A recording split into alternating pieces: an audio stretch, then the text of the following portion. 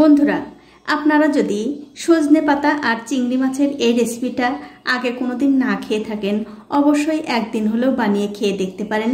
খেতে কিন্তু ভীষণ ভালো হয় আর বানানো তো একেবারে সোজা। নমস্কার, আমার এই ছোট্ট চ্যানেলে আপনাদের সবাইকে স্বাগতম। তো রেসিপিটা করার জন্য দেখতে পাচ্ছেন এখানে আমি কিছু সজনে পাতা নিয়েছি। এখন এই পাতাগুলো আমি এই ডাল থেকে খুব ভালো করে ছাড়িয়ে নেব। আর আমার এই ছোট্ট চ্যানেলটি যারা সাবস্ক্রাইব করেছেন তাদেরকে অনেক ধন্যবাদ, আর যারা সাবস্ক্রাইব করেননি তাদেরকে সাবস্ক্রাইব করে নেওয়ার অনুরোধ রইল। যে সকল বন্ধুরা আমার এই রেসিপিটা ফেসবুক থেকে দেখছেন তাদের কাছে আমার একটাই অনুরোধ, অবশ্যই আমার এই পেজটি ফলো করে দেবেন, তাহলে যখনই আমি নতুন কোনো ভিডিও নিয়ে আসব সবার আগেই কিন্তু আপনিই দেখতে পাবেন। আর এরকম করে কিন্তু সবগুলো পাতাই আমি ছাড়িয়ে নেব। দেখুন, পাতাগুলো ছাড়িয়ে আমি ধুয়ে পরিষ্কার করে নিয়েছি। এখন একটা কড়াইতে দিয়ে দিচ্ছি একটুখানি সাদা তেল। তেলের মধ্যে দিয়ে দেব সামান্য একটু হলুদের গুঁড়ো আর একটু নুন। এবারে নুন আর হলুদটা তেলের সঙ্গে ভালো করে মিশিয়ে দিয়ে এর মধ্যে দিয়ে দেব কয়টা চিংড়ি মাছ। তবে বন্ধুরা, এই চিংড়ি মাছগুলো কিন্তু আমি আগেই কেটে ধুয়ে পরিষ্কার করে নিয়েছি। সেই মাছগুলো দিয়ে দিলাম। এবারে গ্যাসের ফ্লেমটা মিডিয়ামে রেখে এই মাছগুলো তেলের সঙ্গে ভালো করে একটু ভেজে নিতে হবে।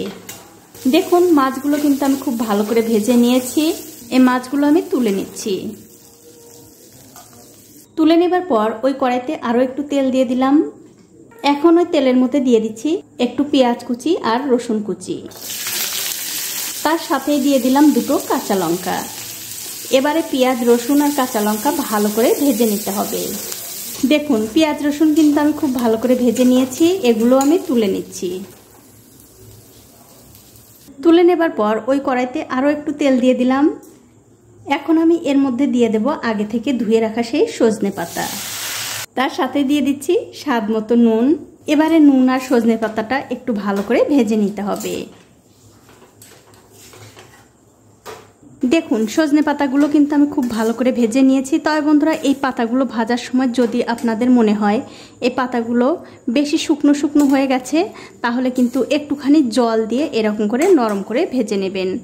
দেখুন, পাতাগুলো কিন্তু খুব সুন্দরভাবে ভাজা হয়ে গেছে। আর এই পাতাগুলো কিন্তু ভেজে একদম ঝরঝরে করা যাবে না, একটুখানি এরকম নরম নরম অবস্থায় রাখতে হবে। এখন এই শাকগুলো আমি একটুখানি ঠান্ডা করে নেব।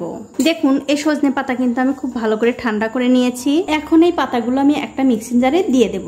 তার সাথে দিয়ে দিচ্ছি আগে থেকে ভেজে রাখা চিংড়ি মাছ, আর দিয়ে দিচ্ছি পেঁয়াজ রসুন আর কাঁচা লঙ্কা। এবারে মিক্সির ঢাকাটা বন্ধ করে খুব ভালো করে বেটে নিতে হবে। দেখুন, মিক্সিতে কিন্তু খুব ভালো করে বেটে নিয়েছি। আপনারা চাইলে কিন্তু এটা শিলনোড়ায়ও বেটে নিতে পারেন, কোনো অসুবিধা নেই। এখন আমি এই ভর্তাটা অন্য একটা বাটিতে তুলে নিচ্ছি। আর বন্ধুরা, আপনারা একদিন হলেও এটা বানিয়ে খেয়ে আমাকে কমেন্ট করে জানাতে ভুলবেন না আপনাদের কেমন লাগলো। তো দেখুন, সবটুকু ভর্তাই কিন্তু আমি এই বাটির মধ্যে তুলে নিয়েছি।